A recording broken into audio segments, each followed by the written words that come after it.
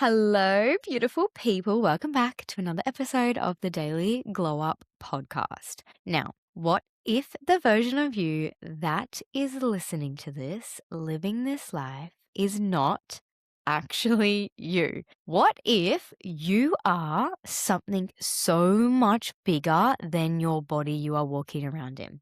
The name on your birth certificate and the role that you are playing right now. And what if that part of you that already knows everything, the answers, the path, your purpose, your mission, your next move, all of it, has been trying to talk to you this whole damn time and you just did not know how to listen? That is what we are getting into today. And I'm so freaking excited because when I first learned about my higher self, I tell you, crazy stuff happened, crazy results flew in, and I felt more like myself than ever. So today we are going into state 5 of my Game of Life framework.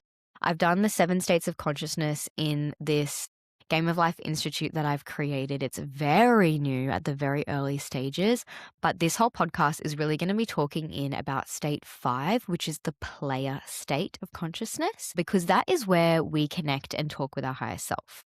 And this is where things get really interesting because this is the state where you actually stop being your avatar. You stop being the character and you start remembering that you are actually the player of your character and your avatar. So, quick recap of the framework for any new listeners. We are all playing what I call the game of life, right?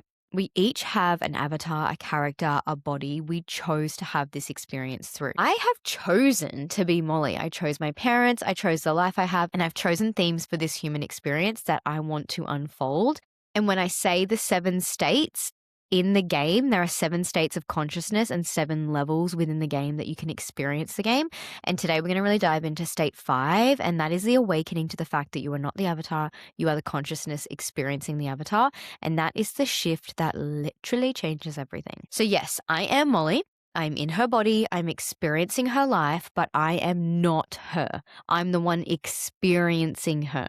And I know this is confusing and it's trippy at first. Trust me, I know. I still sometimes find it hard to explain. But I want you to think about it this way. You can observe your own thoughts, right? You can watch yourself think. You can literally be having an argument with your own thoughts, right? And your thoughts go that effing fast. Like sometimes I have like a gazillion thoughts within a second. Like that's not my consciousness. That's my mind. That's my monkey mind. That was what my avatar has been given to be able to be human. But my soul, that is this calm, still presence that observes that monkey mind, right? Which means you cannot be your thoughts because you are the one watching your thoughts. Even though they can rule your life, they're not you. You are the observer, and the observer is never the thing being observed. This is literally the observer effect, and it is one of the most mind-bending and liberating truths you'll ever sit with. Literally Google the observer effect. Yeah,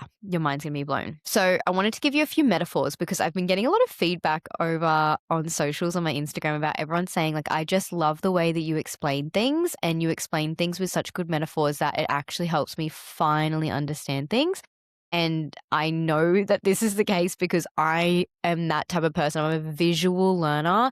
I really need to be able to understand things in a visual sense for me to grasp the concept. So I'm just going to give you a couple of metaphors here to really like lock in what that means. So the first one is that the video game metaphor, which is my favorite, is you are playing a character in a video game. The character has a name, she has a look, she has a backstory, she has skills, she has gifts, she has limitations, but you, the player, are sitting on the couch holding the controller. You are not the character on the screen.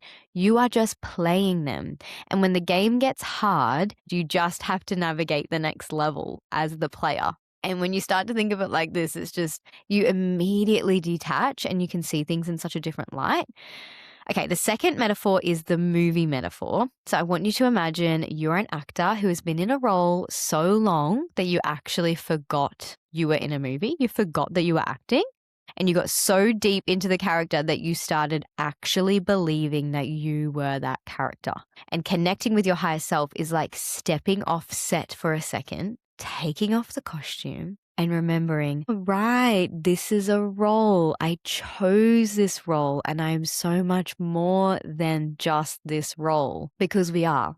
We are the universe experiencing itself in this temporary body. This body, that's the one certain thing in life, ain't gonna last forever. We know that. That's one certain thing, is that this body does deteriorate, but that life force within you, that soul that's connected to your higher self, is always alive. It's always there. That light within you, hence why I called it the daily glow up. That glow, that light is always there. And that's the real you, not the character that you are playing in the movie. And the third metaphor is the dream metaphor. I absolutely love this one as well.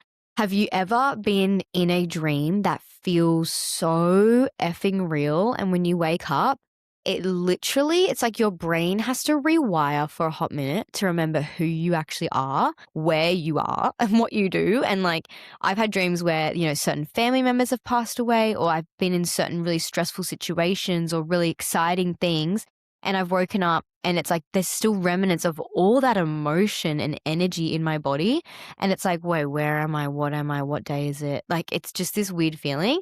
And that's what you are in real life. We are living in a perpetual dream that feels so effing real, and it's the game of life. Literally, you are in a simulation of the game of life, and it feels so real, but it really is this one beautiful dream where we get to experience, have fun, and play.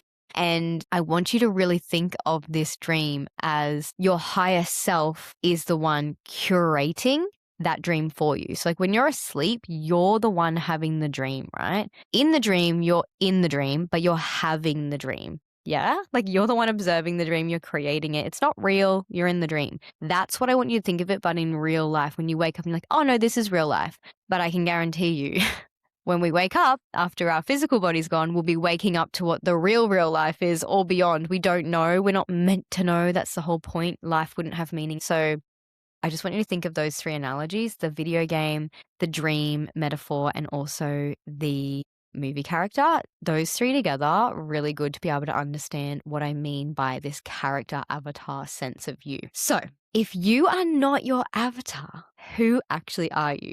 And like I said before, you are a soul. You are consciousness. You are the universe. You are an energy that chose this body, this life, this set of experiences to grow through. And here is the part that I find absolutely mind-blowing. Not all of your soul comes into the avatar. A portion of it stays outside of your avatar. It does not incarnate fully within you. It hovers above your life like the most devoted, all-seeing, unconditionally loving guide you have ever had or could ever experience. And that is your higher self. It is not separate from you. It is the fullest, most expanded version of you that could possibly exist. And it's beyond the limitations of this human experience. It doesn't have the rules, the laws, the guidelines of what you have to live by through your avatar. It's just got infinite possibility up there. Now, I want you to think of this analogy to help you understand this connection with your higher self. I want you to imagine walking through a dense forest. You are on the ground and you can only see what is directly in front of you, right? You can see the trees, you can see the pathways, you can see the obstacles, but you can't fully see where the path leads you. You can't see the clearing up ahead. You can't see the other routes available to you. Now, imagine there is a version of you hovering above that entire forest, and it can see the whole map. It can see an infinite number of pathways, infinite number of shortcuts, every dead end, every breathtaking clearing waiting just around the corner with like a really pretty waterfall and like a lovely moment that you could have been relaxing in. It can see all of it, all the infinite possibilities your life could take from this exact moment. That is your higher self's capability, and it is constantly sending you information from that bird's eye view down to you in the forest floor. And those things come through the nudges, they come through the gut feelings that you get, they come through the random ideas that just drop in out of nowhere, the song that comes on at the exact right moment, the thought that wakes you up at 3 a.m. That is not random. That is your higher self trying to communicate with you and talk to you. to get you on the map for your highest good. I thought I would tell you the example when I really touched in with my higher self and had really big conversations with my higher self when I first started to launch the Daily Glow Up and wrote my book. And for my whole life, I couldn't even trace back the first time I thought it. I've always wanted to write a book. It wasn't something that I was consciously thinking about, but like my obsession with the touch and the feel of a book, the smell of a book, the feeling you get when you sit and read a book, and then writing. I'm a writer. Like I've always loved English. I've always loved writing at school. I've always loved teaching, and like just the path I've been through has always led me to books, and I'd always kind of just ignored it. It wasn't something that I was consciously thinking about. And I know now in hindsight that my higher self was sending me nudges and emotions and feelings my whole entire life to lead me to where I currently am now, because this is my mission. This is the bigger purpose and meaning of my life, is to be of service to others, to help them remember the light within themselves. Like it's so clear to me. And for so long, it was so foggy and unclear to me because I just didn't know how to talk to her. I didn't know that those nudges, those gut feelings and the downloads and ideas you get, I just thought they were really, really random, and that's just me. But the more that you become aware of those feelings, you start to realize the difference between things that are happening to you and things that are happening through you. Because when your higher self is talking through you, it does feel really different. And for example, I had these inklings and downloads and ideas of books that I wanted to write. Like I was reading self-development books and I would feel gaps within the books that I was reading. And I'd be like, I wish that I found a book that kind of had this concept in it. And then I'd go searching for it to buy it next. Couldn't really find it. Then I'd find something similar, and then I'd read something similar, and then I'd find a gap in that. And then it was all leading me to these little seeds and breadcrumbs of what I was going to build. And I started to develop the idea of writing my 1 page per day book. And even at that point, I was like, I'm never actually doing that for real. I'm just going to like think about it as like a fantasy kind of thing. And then maybe I'll start writing it and give it a go just for myself to print off. I'm never actually going to, write a real book. Like I would never be able to do that. But the more that I started to take action on that idea and I started to bring it into my physical world around me, I started to actually be a little bit brave and take a little few steps into looking into it. Man, the downloads, the ideas, the gut feelings, I would use, like, I love oracle cards, and I would pull oracle cards all of the time to ask my higher self questions. And I like to think of my higher self as like sitting on the clouds, like the most ethereal version of me. Like she looks like me. She's like gorgeous. She's stunning. She looks healthy and vibrant. She's like long white dress on. She's literally glowing like you wouldn't even believe. And she's just having fun up there, like helping me send me all these messages and like helping put things in my path and like rearranging opportunities behind the scenes. And I also really truly believe that my higher self can also talk to other people's higher selves. And when I do my oracle card readings, I purposefully close my eyes, I go into meditation, and I ask my higher self to communicate with like the person that I'm reading for, or if there's multiple people, like if I'm doing a collective reading, I will ask my higher self to actually communicate with that. Say I'm doing a one-on-one, to talk with the higher self of the person that I'm reading, to send that energy through me so that when I pick that card is for that person. So that's why I love doing card readings, because it's like a way that you can communicate really clearly with your higher self and have physical evidence in front of you of the answer that you're looking for. And without a doubt, when I started that process and I started to connect with my higher self and pulling oracle cards for my book, I would be getting the Birth Your Ideas card. I think I got it maybe like 30 times over the course of 2 years. Like pretty much every time I did a card pull every single month and I was asking about my book, that card came out so much that it started to freak the fuck out of me, because I was like, why does this card keep coming out so much? Like, is something malfunctioning? Is something faulty about this deck? Because it came out so often that it was freaking me out. And there was nothing wrong with the deck, obviously. It was just that my higher self was like, come on, do the thing, birth your idea, write the effing book. even without even thinking about next steps, just take a little baby step, start writing it, and just go to the next step. Stop worrying about all the other things. And so eventually I started listening, and I did birth that idea. And then obviously what's happened now is insane, best-selling author, top charting podcaster now, which is absolutely insane. And all the other things about my Instagram blowing up. So it's like you just have to find this level of trust in yourself and know that your higher self knows your soul in an even better way than you do, because you have this beautiful, annoying amnesia helmet on, which is your mind. Your mind is like a big amnesia helmet that makes you human, but we need those mind. We need that ego. We need that mind, because without our ego and our mind, we don't have an identity, and we need to feel. I need to feel like Molly in order to be able to experience life as Molly. If I am acting from my higher self all of the time, and I am my higher self,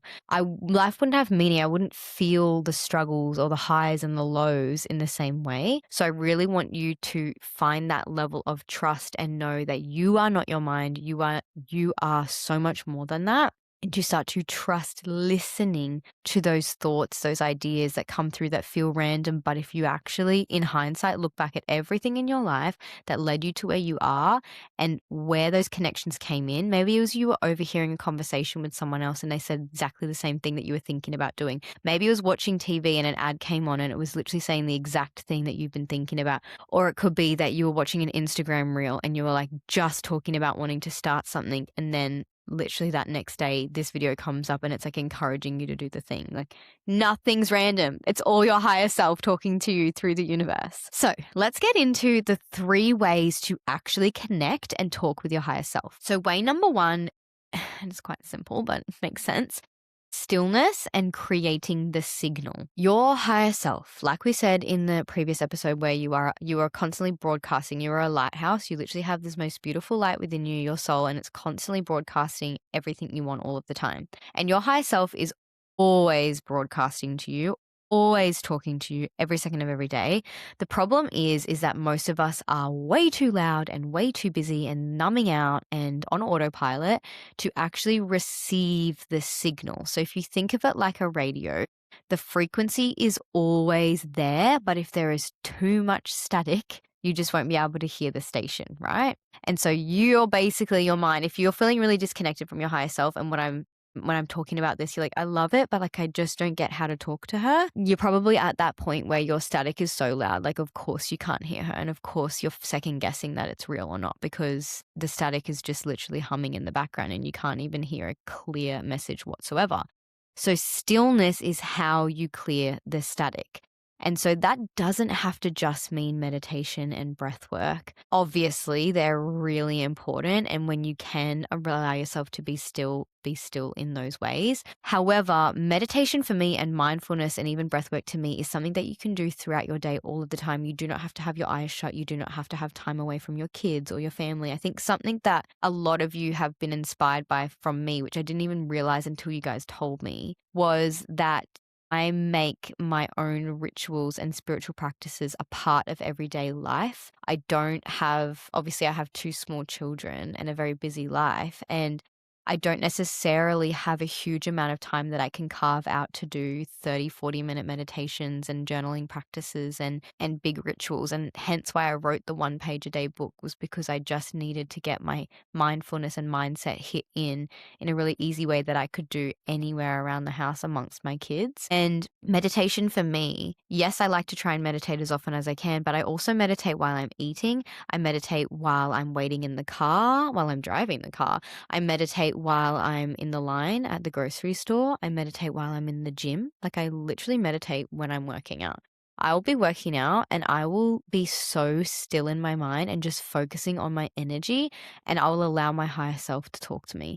But if I'm constantly like blasting, like if you're constantly listening to things, you're constantly talking, you're constantly thinking about a certain situation, and your mind is like going a million miles a minute, you are not going to be able to listen. That static's going to be so hectic that your higher self's messages are going to be so mixed in with your monkey mind ego thoughts that you will not be able to differentiate them. Other good ways are walking in nature as well, like just being like just no music, no podcast, no nothing, literally just walking in nature, like being bored.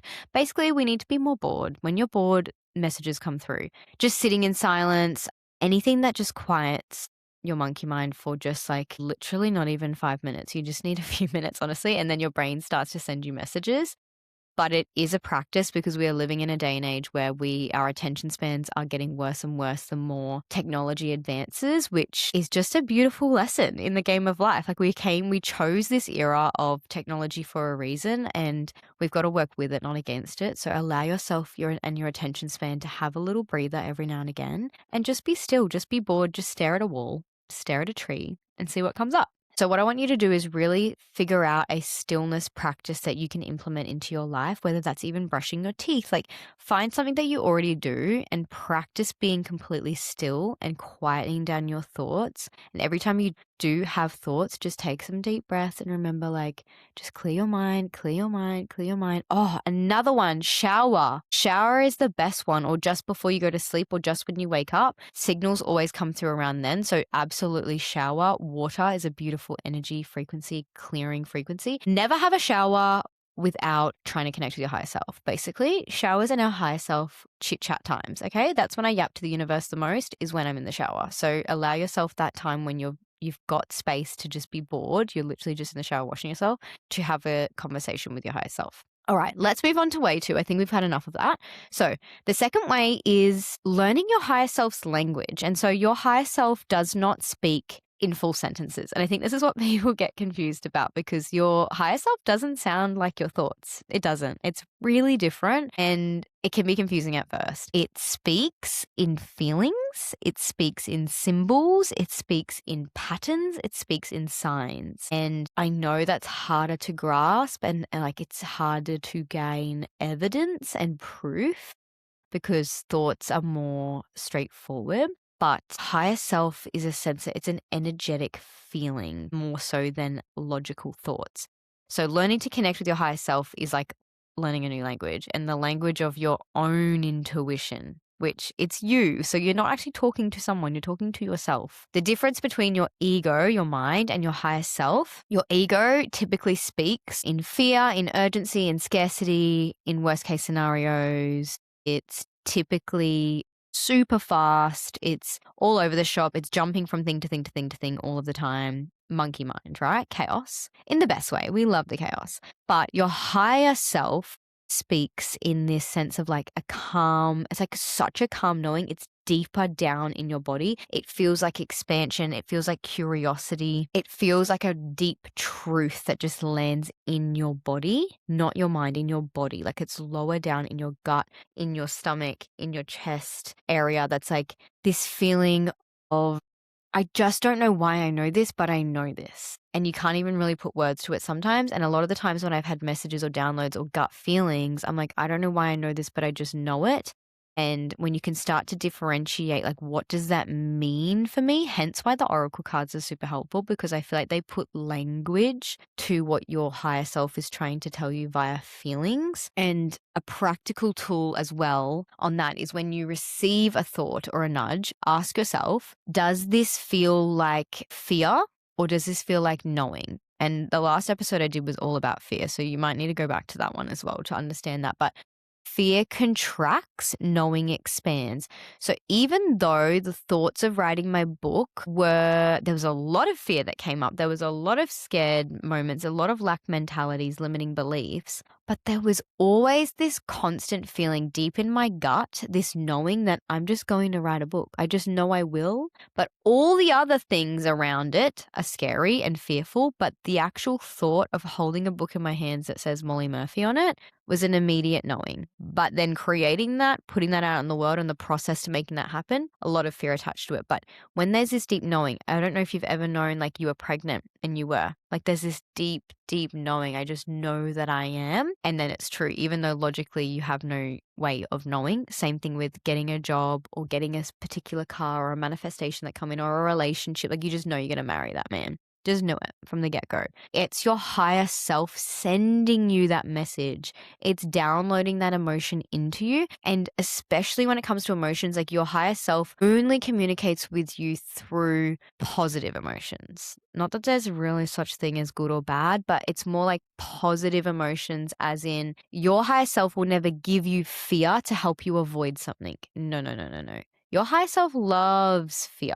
Your higher self wants you to go down paths that stretch and expand you and are uncomfortable. Your higher self loves the uncomfortable, because what's on the other side of what's uncomfortable is when you expand, is when you grow, it's when you evolve, it's when you up level, it's when you go down the next path of your life that's going to expand you. But it's never going to like send you, like whenever you get a fear instinct not to do something, that is your mind, that's your ego keeping you safe and protecting you. And very well listen to it. Like when it's like, I shouldn't cross the road right now because a car's coming.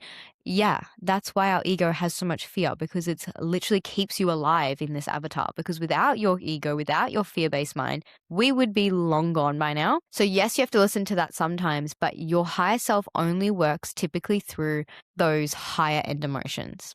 For example, your higher self, have you ever had an idea of something you should do at work, or an idea you should do, like a holiday you should go on, or just a random idea, and it lit you up, like it literally a match has lit in your chest, and the fire just went bush in your body, and it just blew you up with so much light, so much like that warmth within you. That is your higher self lighting that match within you every bloody time, which is you, but it's your higher self will send you those real lit up feelings. Like I had an idea to create something a while back, and it launched really well. And I remember when I first got the idea, it just came out of nowhere in my head, and it was just like an idea of like, do this. And I was like, oh, that's a cool idea. And I knew that was my higher self, because my whole body, like head to toe, goosebumps. And I just felt this warmth in my body immediate, like a rush through me. That is when you know it's from your higher self. That is when you know that something bigger than you is communicating through you. And it's usually the feelings of excitement and that lit up feeling. That is when you know your higher self is trying to put you on the path of what you prefer and what's for your highest good, because it can see, again, the forest floor. It can see everything. It can rearrange things. It can put everything in your path, right? It's playing you. It's helping you play the game of life. So that physical sensation in your body is literally a translation tool. And other ways you can do that is through signs, through angel numbers, through synchronicity. So go back to episode 2 where I talk about signs, because that's a really good way for you to be able to communicate with your higher self, because your higher self is the one that's giving you those signs, and it's using the world around you as a communication device. It doesn't necessarily communicate straight into your mind. It sometimes communicates through other people to tell you something, and that sparks an idea in you, or it sends it through a sign that comes at a divine moment that you literally stops you in your tracks. And when something feels too perfectly timed to be a coincidence, it's not a coincidence, darling. It's a freaking sign from your higher self, from the universe telling you to do that thing. All right, so let's now move into way 3, which is like basically direct conversation and asking your higher self. If you've ever read Ask and It Is Given, it's such a good book, and it's a reminder that, yeah, I know it's all like seems so like mystical and magical, but you literally can just ask. So most people like to wait to receive from their higher self, but they forget that they can initiate it as well. You can talk to your higher self directly, literally out loud right now. Just speak to it in your journal, in meditation, in a prayer, in a ceremony, however feels the most natural to you. I just like to yap, right? No wonder I'm doing a podcast, because I just love to chit chat, and I'll yap all the time. I'll literally talk, and I'll be like, tell me what to do, send me a sign, send me a message. Like I just ask away. And practice that you can do if you want to write a question in your journal or just say it out loud is take some deep breaths, get yourself a little bit still, and then literally say, what does my higher self want me to do next? And not, what should I do with my life? Because that's too big and it's too vague. It's, what is the next step? What do I need to know right now? What is blocking me? Like more specific, but not too specific, because when you go too specific, it can get really confusing, because obviously like signs can mean different things. But when you see the sign, when you get the thought, when you get the feeling, then you can actually differentiate it through your feelings and what that means for you. A really beautiful example of how I've done this recently is when I launched the Game of Life Institute coaching container like a couple of weeks ago. I have big, big, big effing plans for that in the future, but I wanted to just bring out a small container to just kickstart it for me to learn more about it. But I did not know what I wanted the vision for this idea to be when I channeled it, and I was just like stuck for so long, and it was in such a fog, and it was so overwhelming. And I just remember saying over and over, I was like, send me a sign, like higher self, what is the next step? What do I need to do next? What do I need to do next? And the answers just come in the most magical ways. Like I'd get a reel talking about something, and then I get this person showing me how I could do it that way. And like then I would get this person sent to me telling me a certain message, and all of it was coming to me through me because I was asking for it. I was initiating it. I wasn't letting life happen to me. I wasn't letting the game play me. I remembered that I'm the player. I'm the one playing this game, and my higher self, which is me, right? She's connected with me. There's an energetic cord between me and her all of the time. We are the same person. We are both Molly, but obviously a different version of that, my soul level of Molly. And another thing that I really love to do with my higher self is I like, obviously, when you think of her being so like ethereal and pretty up on the top of the clouds, I do often like to write at the top of my journal in the morning or just say it out loud in my head. What would my higher self do today? And you've probably heard this a lot, like when we're talking about your higher self, is what would the version of you that has no fear, that has no concerns, has no worries, has no limits, literally cannot possibly fail, literally has the whole entire power of the universe in the palm of her hands, what would she spend her day doing?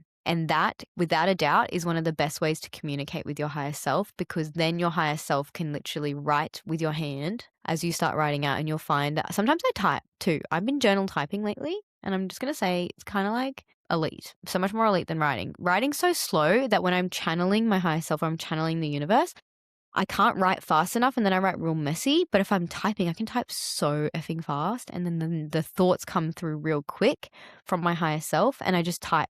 I feel like the words come straight out of me. I don't think them, and then, you know how you're thinking about something, then you speak? When I'm channeling, the thoughts come straight out as I'm saying them, and I don't know what they were because I didn't think them.